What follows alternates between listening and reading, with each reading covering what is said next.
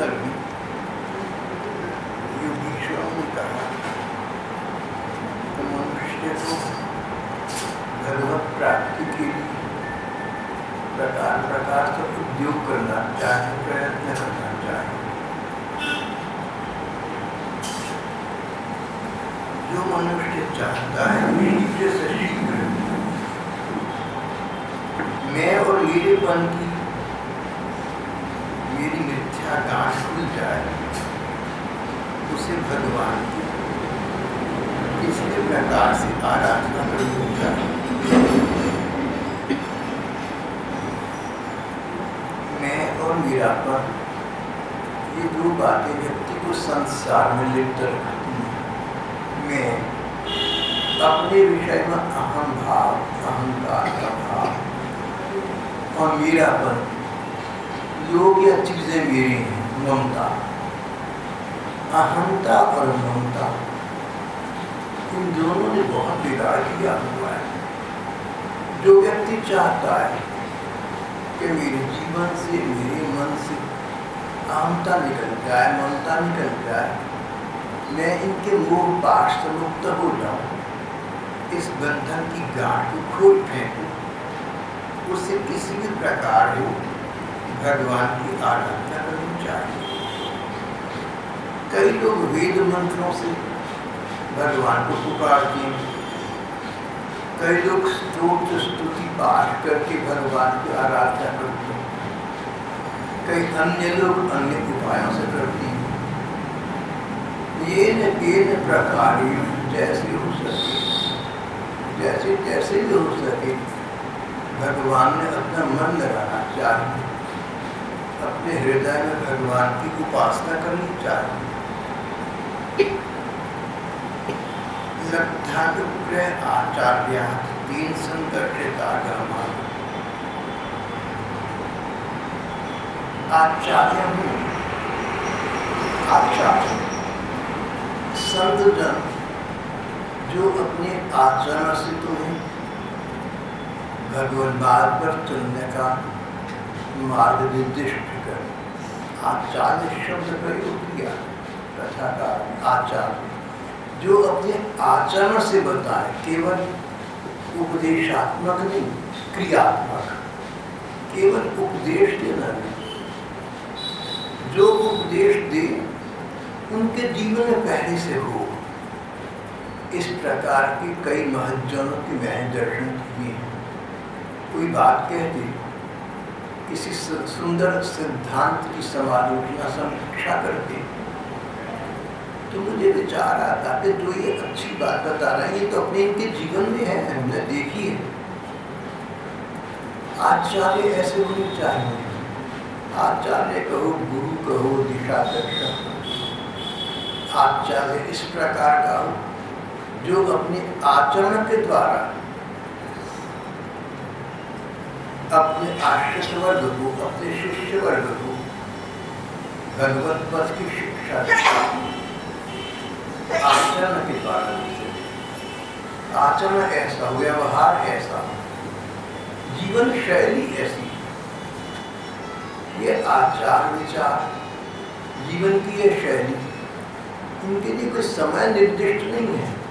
कोई कहे कि 6 से 8 तक सुबह को करूँगा, रात को 6 से 8 नहीं, ये तो 24 घंटे की बात है। जो हमारे विचार हैं 24 घंटे हमारे साथ हैं।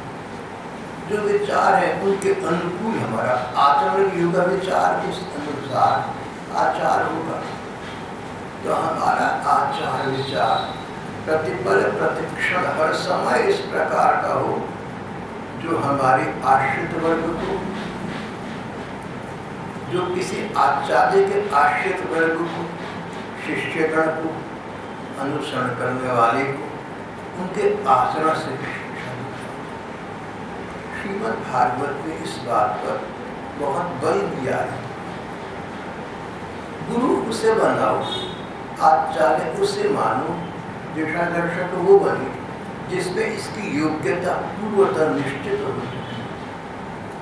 कलयुग है, प्रकार प्रकार के लोग, उनकी ओर ध्यान न देकर भगवान से प्रार्थना करके भगवत प्राप्ति के निमित्त जो गुरुजन हमारी मार्ग में आ जाए उनके दिशा दर्शन के अंतर्गत चले। आचार्य अगर अपने मन को भा जाए, आचार्य जो अपने आचार के द्वारा, अपने आचरण के द्वारा अधिक शिक्षा दे, ऐसा न हो कि आचरण में अपने तो कुछ न हो और शिष्यों को शिक्षा दी तो शिष्यों पर प्रभाव नहीं पड़ेगा। प्रभाव तभी पड़ेगा जब बताने वाले के आचरण में वही वस्तु हो। इस प्रकार के आचार्य उपलब्ध हो जाए, इस प्रकार के दिशा दर्शक प्राप्त हो जाए तो उनके द्वारा श्री भगवान के पूजा पाठ की, उनके भजन की, उनके स्मरण की विधि सीखी जाए। जो आचार्य हैं, जो अपने आचरण के द्वारा भगवान मार्ग पर चल चुके, भगवान को पा चुके, उन आचार्य से हम पूछें कि इस मार्ग पर चलने के लिए हमारे लिए क्या अनुकूल पद्धति होगी। हम उनसे पद्धति की बात करें, सेवा के द्वारा आचार्य को संतुष्ट करें। अगर शिष्य का आचार्य के प्रति गुरु भाव, अगर शिष्य का आचार्य के प्रति सेवा भाव, सेवा भाव सबका सबके प्रति हो नहीं सकता। सेवा भाव होना बड़ा कठिन।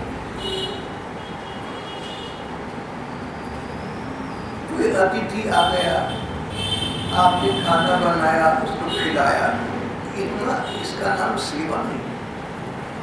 ये तो साधारण घर में घरेलू कर दीजिए, ये तो अतिथि सत्कार हो। पर गुरु सेवा एक बड़ा घनिष्ठ विषय है। आचार्य के अपने गुरु के मन की बात को स्वयं समझ जाना और उसके अनुकूल, उसके अनुसार आचरण करना, इस प्रकार की सेवा के द्वारा अपने आचार्य को प्रसन्न कर। जब गुरुदेव प्रसन्न हो जाएंगे तो अपने शिष्य को भगवान के प्रति चलने का मार्ग स्वयं बताएंगे। इस प्रकार के आचार्य से लब्धानुग्रह आचार्य तेन संदर्शितो भव। इस प्रकार के आचार्य से अनुष्ठान की, भगवान की पूजा पाठ की विधि सीखे। अपने को भगवान की जो श्री मूर्ति प्रिय लगे उसके द्वारा भगवान की आराधना करें। जो भगवान की श्री मूर्ति प्रिय लगे, भगवान की मूर्ति, भक्ति भाव की भाषा में इसे श्री विग्रह कहते हैं। ठाकुर जी के किसी श्री विग्रह की सेवा करें। दो प्रकार की सेवा हो गई। एक तो ये कि कोई मूर्ति हमें सुंदर लगी, उसमें हमारी भगवत भावनाएं, श्रद्धा जागी, हम उसकी पूजा, उसकी सेवा करते हैं। या किसी मंदिर में या किसी चित्र, बाह्य जगत में जहाँ भी ठाकुर कहीं रूप दृष्टिगोचर हुआ, हमें अच्छा लगा, उसके प्रति स्नेह, सम्मान और श्रद्धा का भाव जागा तो हम उसके अनुकूल सेवा, उपासना कर देते। अच्छी पद्धति करनी चाहिए। भगवान की जो मूर्ति प्रिय लगे उसी के द्वारा भगवान की पूजा करें। उस मूर्ति के सामने बैठकर उसकी सेवा पूजा करें। तो इस प्रकार की पूजा दो प्रकार की हो गई। एक तो सामने हमारी भगवान के ऊपर कोई श्री विग्रह, कोई श्री मूर्ति हो, कोई प्रतिमा हो, कोई चित्र हो और हम अपना ध्यान उन ठाकुर के उस रूप के प्रति अभिनिविष्ट करें, उसमें मन लगाएं, उनके दर्शन करना, उनकी सेवा करना, उनकी सेवा में रहना। एक तो विग्रह सेवा का ही प्रकार है। दूसरा, अगर हम विग्रह सेवा नहीं रखते, नहीं रखना चाहते या नहीं रख पाते तो मानसी सेवा को सर्वोत्तम कहा गया है। अपने मन मंदिर में, अपने हृदय मंदिर में श्री भगवान विराज रहे हैं, वो तो वहाँ है।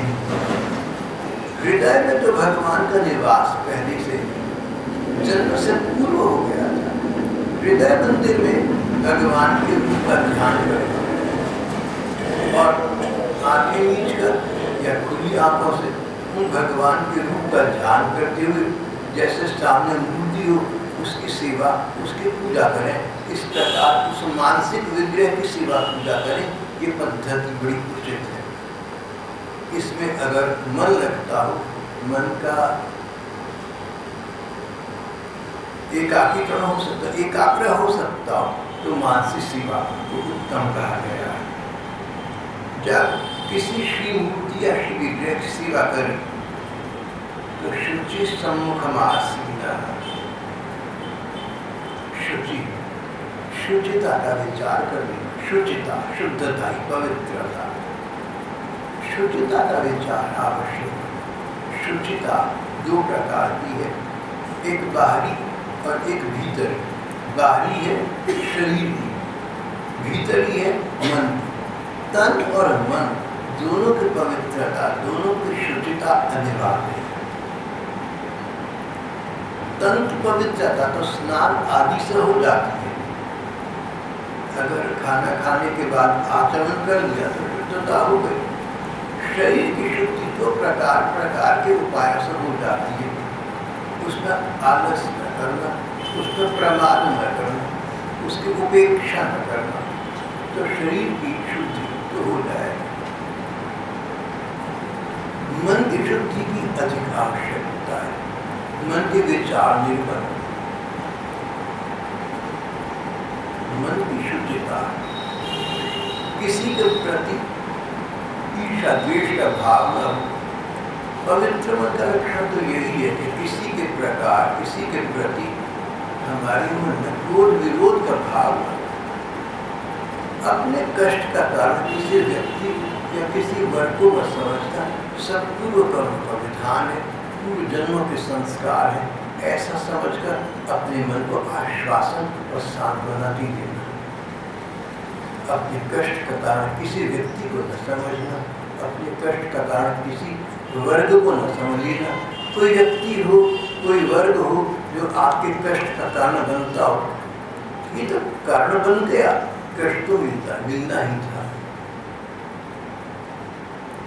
पूर्व संस्कार, पूर्व जन्मों के हमारे कर्मों के फल जैसे हैं वैसे हमारे जीवन में अब हैं। अगर कोई कष्ट आना है तो देने वाला कोई भी हो, वो केवल मात्र देने वाला बन गया, नहीं तो वो कष्ट कहीं और से हमें आना था। इसलिए किसी व्यक्ति को अपने कष्ट का कारण न समझो, अपने मन को शांत रखो, मन को संचारो। ये पूर्व कर्म है, पूर्व कर्मों का फल है, कष्ट समाप्त हो जाएगा। जैसे डाकखाने में पैसे जमा करा दिए, पासबुक में दर्ज हो गए और उसमें से निकालते ही तो धीरे धीरे खत्म हो जाएंगे, बात समाप्त हो जाएगी। इस प्रकार पिछले जन्मों के हमारी न जाने कितने अच्छे बुरे कर्म हैं, पाप पुण्य है, उनका फल सुख दुख है। जैसे जैसे कटते जाएंगे तैसे तैसे ये समाप्त हो जाएगा और एक दिन जब सब समाप्त हो जाएगी मन परिपूर्ण शुचिता को प्राप्त कर लेगा। मन की शुद्धि की बहुत आवश्यकता है। अगर हम ठाकुर जी के सामने बैठ जाएं और मन में विचार ये बना रहे कि अमुक व्यक्ति ने ऐसा किया, उसने अच्छा नहीं किया, अमुक व्यक्ति ने वैसा किया, उसने भी अच्छा नहीं किया, व्यक्तियों के विचार आना, अच्छे बुरे के विचार आना, इस प्रकार के विचारों में डूबा मन भगवान के सामने होने पर भी, मूर्ति के सामने होने पर भी उनका अनन्य चिंतन नहीं कर पाएगा। मन की बात बड़ी महत्वपूर्ण है। शुचि सम्मुखमासीना, जब तन और मन दोनों पवित्र हो, तन की शुद्धता से ताजगी आती है मन में। स्नान करें नित्य कर्म से निवृत्त हो तो एक प्रकार की ताजगी शरीर में आती है। ताजे मन से व्यक्ति भगवान का भजन या कोई भी कार्य अधिक अच्छा कर सकता है। तन की शुद्धि और फिर मन की शुद्धि, मन को निर्विकार रखना, इधर उधर के विचार न लाना,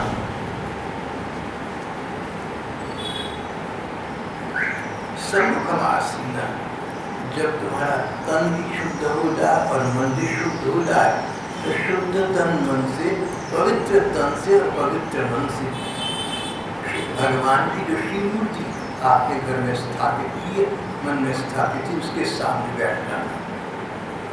कथाकार में ठाकुर जी की पूजा सेवा करने से पहले एक अनिवार्यता बता दी, एक प्री कंडीशन बता दी।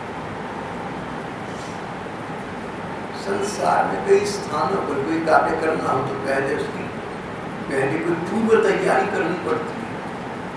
अगर भगवान की सेवा पूजा करनी है, चाहे तो अपने सेवे विग्रह हो और चाहे मानसिक ठाकुर हो, तो ये देख लेना कि तुम उसके लिए तैयार तो हो, तुम्हारा मन उसके लिए तैयार तो हो।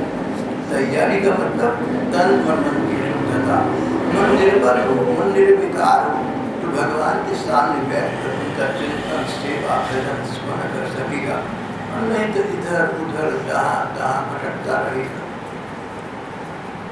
जब तन और मन दोनों की शुद्धता ही प्राप्त हो जाए, सम्मुखम आसीन, तब अपने श्री विग्रह के सामने, अपने सेव्य ठाकुर के सामने सम्मुखम आसीन, आसन बिछाकर बैठ जाना, उससे पहले नहीं।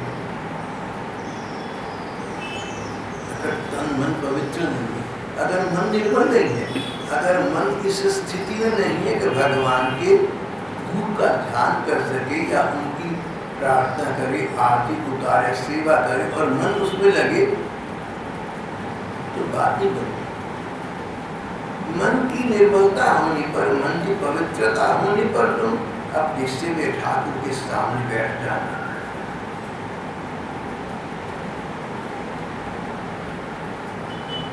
अपने अंतःकरण को शुद्ध रखना, श्री भगवान के श्री विग्रह के सामने बैठ जाना और उनकी पूजा आरंभ कर देना। पहले इस बात का ध्यान रखना कि पूजा में जो फूल आदि उपकरण सेवा में रखे गए हैं, उनकी सफाई का विशेष ध्यान रखना। फूल आदि पदार्थों का जंतु आदि निकाल देना।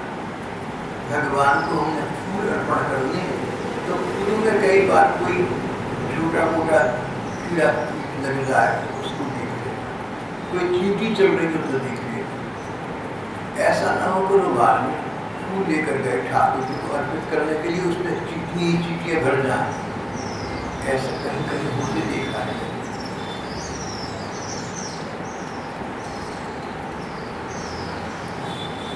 एक रोचक प्रस्ताव इस विषय में है। मैं एक बार सैर सपाटी पर सीधी सड़क पर निकला। सुबह का समय था, शांत वातावरण था। पीछे से एक कार मेरे पास आई और रुकी। उसमें एक सज्जन बाहर निकली, बोले मंदिर जा रहा था, आप ठीक गए तो रुक गया, मैं आपको लेकर चलता हूँ जहाँ आप जा रही हैं। मैंने कहा नहीं, मैं तो सैर के लिए निकला, तुम जाओ। तो भैया नहीं मानी, बोले अच्छा आप कार में बैठ जाए, 2-4-10 मिनट आगे तक निकल कर वापस आ जाए कि मैं क्या ठीक है। तो मैंने जब वापस आए और रुक गए तो पूछा भैया कहाँ जा रहे थे?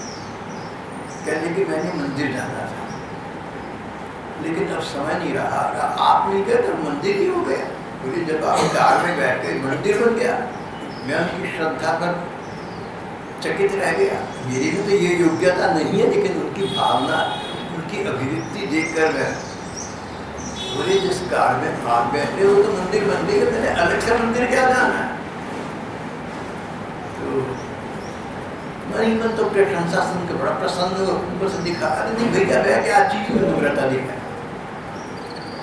जब मैं गाड़ी से बाहर निकला तो उन्होंने एक रुमाल में फूल थी, कहने कि मैंने ये फूल ठाकुर जी को अर्पण कर दी थी, आप स्वीकार करना था। मेरे मन को संतुष्टि मिलेगी कि मंदिर में फूल अर्पण। मैंने उनसे कुछ कहा होगा और फूल हाथ में दे दी, वो अपने आगे निकल गए।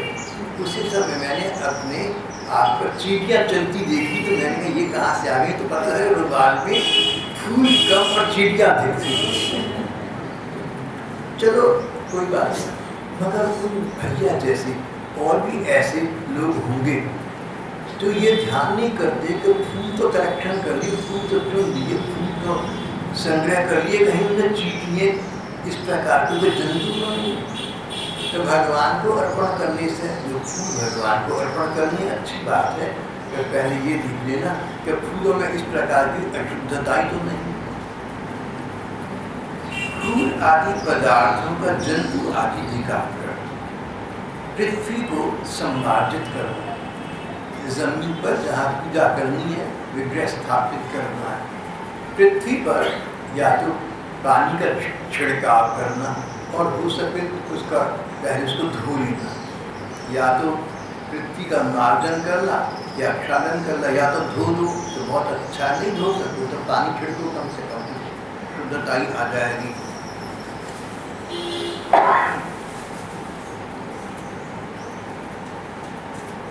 पृथ्वी का संपादन करना, अधीरवत होना, ठाकुर जी की जो सेवा करनी है, श्री विग्रह की सेवा करनी है, अधीर का मतलब फटाफट का काम ठीक नहीं है। घड़ी देखते गए किसी काम पर जाना है, इसलिए जल्दी जल्दी काम कर लेते हैं। ठाकुर जी की सेवा में जल्दबाजी करना, खाना पूर्ति करना ठीक बात है। अब 3 स्तुति आप रोज बोलते हैं, समय आज अधिक किसी वजह से हो गया तो आप जल्दी जल्दी बोलते हैं। जब आपका ध्यान समय पर है, घड़ी पर है, जल्दी जल्दी बोल रहे हैं तो स्तुति में तो ध्यान आपका गया नहीं। अच्छा था कि आप 3 में से 1 स्तुति बोल देते इस समय, 2 स्तुतियाँ शेष किसी समय कर दी, लेकिन इससे संख्या की दृष्टि से प्रगाढ़ता की अधिक आवश्यकता है। संख्या पूर्ति बात की बात, 100 माला करनी है, समय नहीं है ना, सही तुम 1 माला कर दो, लेकिन ध्यान लगा कर करना, मन उतनी देर भगवान में लगा रहे, उनका स्मरण होता है, उनके प्रति हम समर्पित हैं। संख्या की इतनी प्रधानता नहीं है जितनी प्रगाढ़ता की आवश्यकता है। अधीरता मत करना, जल्दबाजी मत करना। भगवान की मूर्ति को पहले ही की पूजा के लगे पदार्थों के क्षालन आदि से पूजा के योग्य बनाना। कभी कभी ऐसा भी होता है कि जिस मूर्ति की हम सेवा पूजा करते हैं उसमें पिछले 24 घंटों में कोई मच्छर मक्खी बैठ गया या कोई ऐसी बात, शुद्धता की बात हो गई तो ध्यान कर लेना, उसका मार्जन करना, उसका प्रक्षालन करना, उसको हटा देना, ठाकुर जी की श्री विग्रह को स्नान कराना, उसको पूजा के योग्य बनाना। अगर पिछले फूल ठाकुर जी को अर्पित करे थे तो मिला गए, कोई ऐसी चीज़ जो पहले ठाकुर जी की सेवा में हमने रखी, ठाकुर जी की जिससे पूजा की, और वो चीज़ अब तक बिगड़ गई 24 घंटों में, तो उसका विसर्जन कर देना, सम्मान पूर्वक, साथ में उसकी पूजा मत करने लगना। अपने को अव्यग्र रखता, भगवान की मूर्ति को पहले ही की पूजा के लगे हुए पदार्थों के क्षालन आदि से पूजा के योग्य बनाना।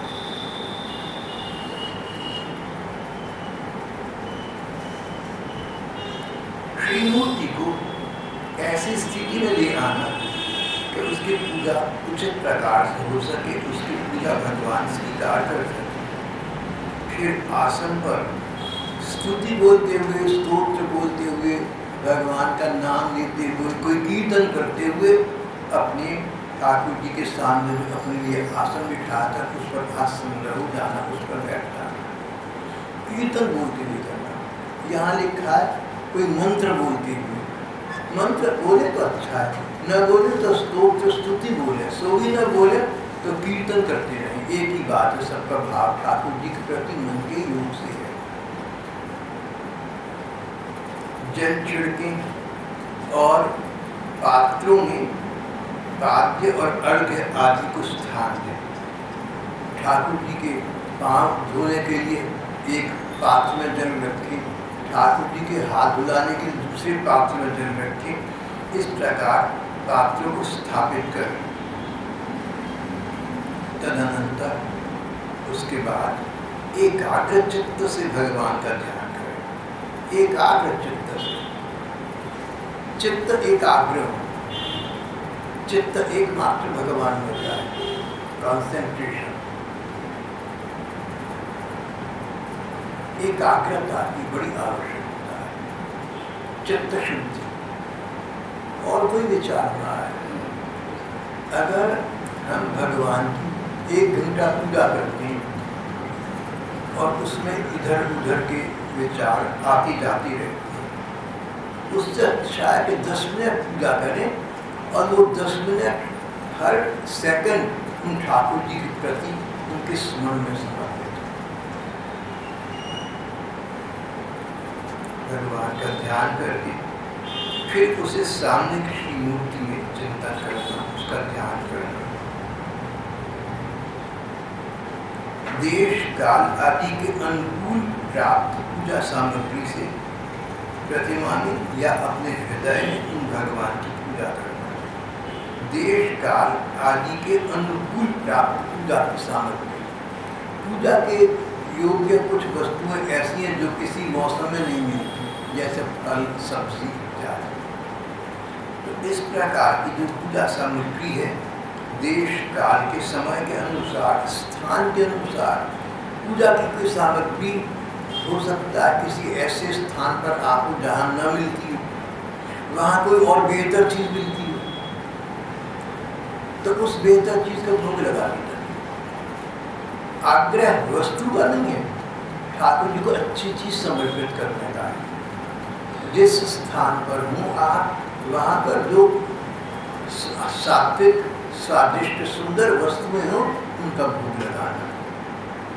जिस मौसम में हूँ, जिस काल विभाग में हूँ, जैसे समय हो, उसमें जो अच्छी अच्छी वस्तुएं उपलब्ध हो, ठाकुर जी का उनके प्रति समर्पण करना, उनको उनका ठाकुर जी के सामने रखना।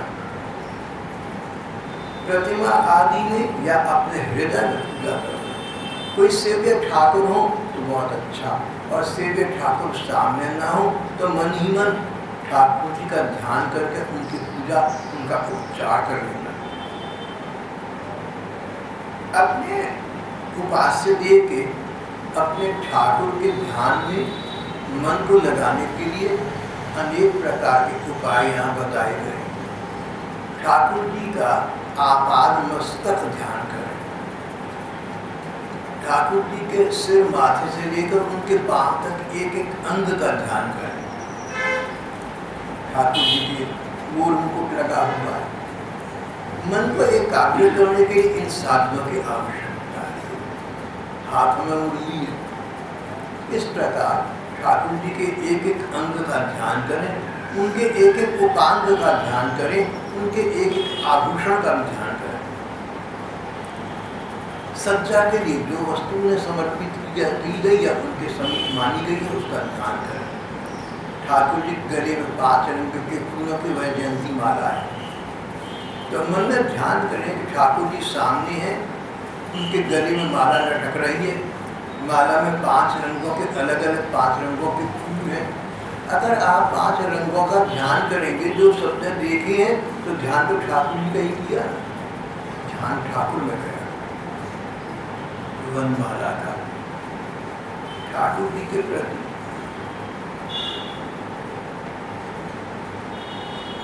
ठाकुर जी के अंग उपांग का ध्यान करना, उपास्य देव के श्री विग्रह की सेवा में पूरा मन लग सके, इसके लिए इन साधनों की आवश्यकता है। ठाकुर जी की सेवा में अर्घ्य होना चाहिए, हाथ धोने का पानी रखना चाहिए, पाद्य होना चाहिए, पाँव धोने का पानी होना चाहिए, आचमन, मधुपर, शहद, ठाकुर जी स्नान कर सकें ऐसा जल रखना चाहिए, उनके वस्त्र और आभूषण, गंध, दूध, अगरबत्ती, इस प्रकार का कोई सुवास उनके आसपास हो, उससे उनकी सेवा की जाए। और धूप हो, नैवेद्य हो, तिलक हो, नैवेद्य ठाकुर जी को समर्पित करने के लिए सामग्री हो, जो उन्हें निवेदन किया जाए उसको नैवेद्य कहते हैं। जो भगवान को निवेदन किया, अर्पित किया, समर्पित किया, अर्पण करा, निवेदन किया तो नैवेद्य हो गया। नैवेद्य में खाने पीने की सामग्री या अन्य सामग्री भी हो सकती है। नैवेद्य से भगवान की विधिवत पूजा करें, फिर उनकी स्तुति करें, स्तोत्रों के द्वारा स्तुति करें। अनेक स्तोत्र संस्कृत में उपलब्ध हैं। यहाँ कई स्तोत्र भाई बहन आप लोग बोलते हैं, तो अपने नित्य प्रति के जीवन में एक नियम लेने का हमने इस स्तोत्र को ठाकुर जी के सामने बैठकर रोज बोलना।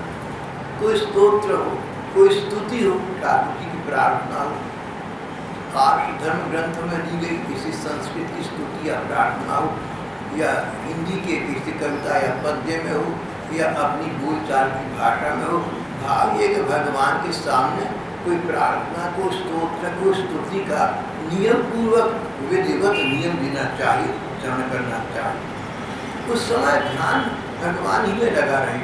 ठाकुर मेरी प्रार्थना, मेरी स्तुति को सुन रहे हैं, उनके कानों मेरा स्वर जा रहा है, उनकी दया दृष्टि मुझ पर है। सजीवता की आवश्यकता है। सजीवता, ठाकुर सजीव है, सचमुच है, जीवित है। ये नहीं कि मूर्ति है, कागज पर रंग बना दी और ये तस्वीर बन गई। ये तस्वीर नहीं रही, ये मूर्ति नहीं रही, इसमें भगवान का प्राकट्य होगा। भगवान का प्राकट्य तभी होगा जब प्रेम पूर्वक उनकी सेवा पूजा की जाए। जितनी पूजा प्रेम पूर्वक, उतना अधिक प्राकट्य। तो हस्ती भाई बहनों का, विद्वानों का और रसिकों का ऐसा कहना है कि मीरा जी थी, उनकी गिरधर नागर की सेवा, ठाकुर भगवान कृष्ण की सेवा सिद्ध थी। उनके पास भगवान कृष्ण का श्री विग्रह था, मूर्ति थी, इसे वो गिरधर नागर कहती थी। बहुत से विद्वानों का, रसिकों का कहना है कि जब मीरा जी की लीला तिरोहित हो गई, मीरा जी की जीवन लीला समाप्त हो गई, तो गिरधर नागर तो यही रह गए। लेकिन गिरधर नागर के श्री विग्रह में पहले वाली आभा न रही, पहले वाली आकर्षण शक्ति न रही। जो पूजा, जो प्रेम मीरा जी का था, वो तो समाप्त हो गया, वो तो मीरा जी के साथ चला गया। अब विग्रह में वो वस्तु कहाँ से आएगी? इस प्रकार अनेक श्री विग्रहों के विषय में हमने सुना और पढ़ा है।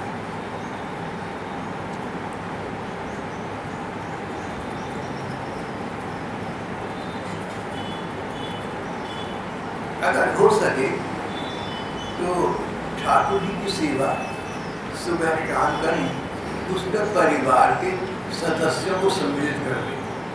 सपरिवार पूजा करना बहुत हितकर है। एक तो उस समय परिवार के सभी सदस्य अगर नियम बनाने मिलकर बैठेंगे, एक फैमिली मीट हो जाएगा। ये family that praise together stage together. जैसे आजकल तो रिवाज शायद ऐसा है कि किसी रात को समय विशेष पर टेलीविज़न देखना है तो घर के सारे लोग जहाँ तहाँ से घर में वापस आ गए और टीवी के सामने बैठ गए, सब इकट्ठे हो गए।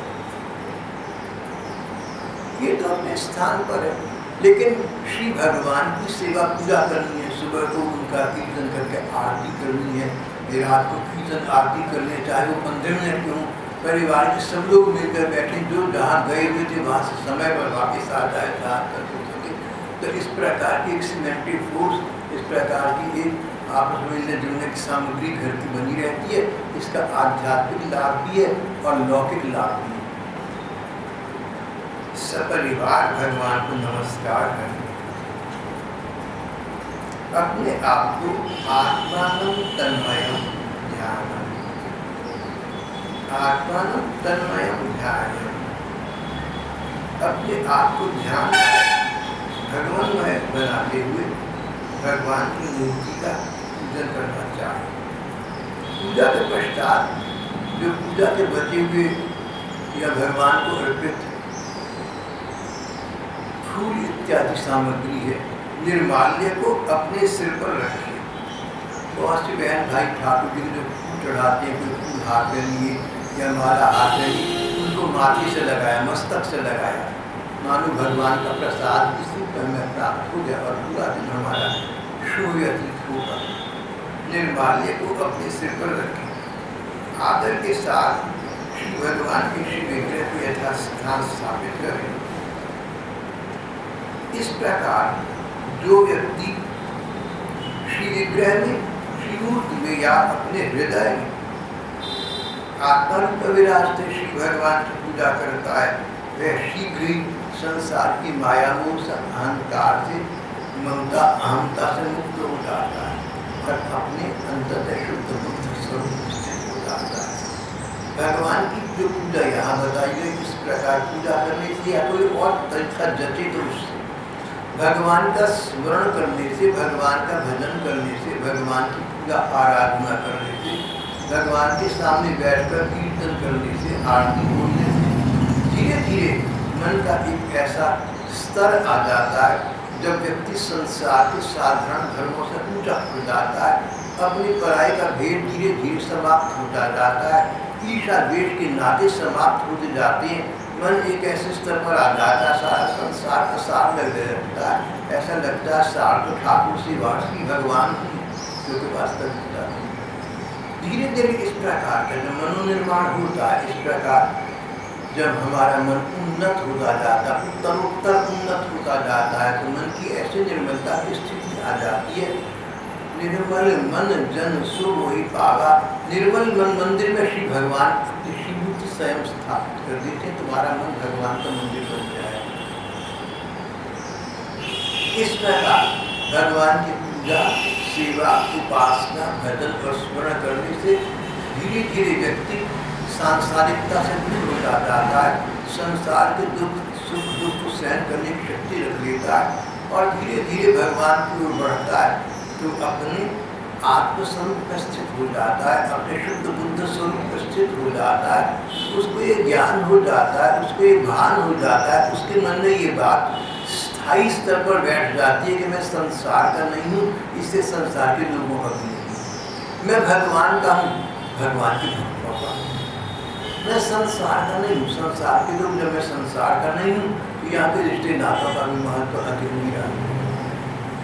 संसार का नहीं हूँ, मैं तो भगवान का हूँ, संसार का नहीं हूँ तो संसार में जो लोग मेरे साथ बुरा करते हो, अपमान करती हूँ, द्वेष करती हूँ, कष्ट देती हूँ, उनके प्रति मुझे कोई बुलाना नहीं रहा, कोई उपालंब नहीं रहा, कोई शिकवा शिकायत नहीं रहा, सब पूर्व कर्मों का विधान है, सब भगवान का विधान है, अंततः मेरा कल्याण ही होगा।